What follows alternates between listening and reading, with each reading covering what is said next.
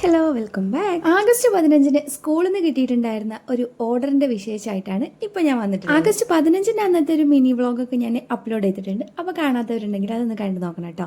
അപ്പോൾ നമുക്ക് കാര്യത്തിലേക്ക് വരാം. 180 പീസ് കേക്കാണ് കേട്ടോ സ്കൂളിൽ നിന്ന് ഓർഡർ കിട്ടിയിട്ടുണ്ടായിരുന്നു. സ്വാതന്ത്ര്യദിനത്തിന് നമ്മുടെ സ്കൂളുകളിലൊക്കെ മധുരം വിതരണം ചെയ്യാറുണ്ടല്ലോ. അപ്പോൾ ഇവിടെയും സാധാരണയായിട്ട് ലഡുവാണ് കൊടുക്കാറ് കുട്ടികൾക്ക്. പക്ഷേ ഇത്തവണ ഒരു വെറൈറ്റിക്ക് ടീച്ചേഴ്സിന്റെ ഒരു നിർബന്ധമായിരുന്നു ഈ കേക്ക് ഐറ്റംസ് ആയിട്ട് അങ്ങനെ എന്തെങ്കിലും കൊടുത്താലോ എന്നത്. കുട്ടികൾക്ക് കുറച്ചുകൂടി ഇഷ്ടമാവുന്ന ഒരു സാധനമാണല്ലോ. അങ്ങനെയാണ് നമ്മൾ ഈ പീസ് കേക്കിലേക്ക് എത്തിയിട്ടുള്ളത്. എൻ്റെ മോള് പഠിക്കുന്നത് ഈ സ്കൂളിൽ തന്നെയാണ് കേട്ടോ. അപ്പോൾ ഞാനാണ് ഇവിടെ കേക്ക് ഐറ്റംസ് ഒക്കെ എത്തിക്കാറുള്ളത്. അപ്പോൾ അവർ എന്നെ തന്നെയാണ് കോൺടാക്ട് ചെയ്തിട്ടുണ്ടായിരുന്നത്. അപ്പോൾ പെട്ടെന്ന് ഈ 150 പീസ് എങ്ങനെ എത്ര കിലോ ബാറ്ററിൽ ചെയ്യണം, ആകെ ഒരു കൺഫ്യൂഷൻ ആയിരുന്നു.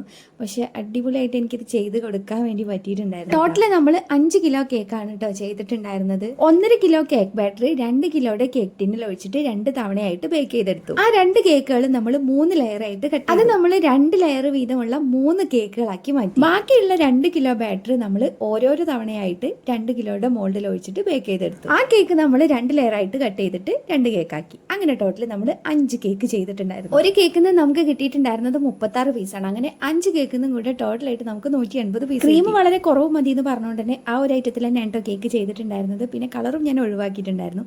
എന്തായാലും നല്ല അടിപൊളി ഫീഡ്ബാക്ക് ആണ് കേട്ടോ അവിടുന്ന് കിട്ടിയിട്ടുണ്ടായിരുന്നത്. എല്ലാവർക്കും നന്നായിട്ട് ഇഷ്ടമായിട്ടുണ്ടായിരുന്നു. അപ്പോൾ വീഡിയോസ് ഒക്കെ ഇഷ്ടമാവുന്നുണ്ട് എല്ലാവരും ഒന്ന് സബ്സ്ക്രൈബ് ചെയ്ത് സപ്പോർട്ട് ചെയ്യണേ.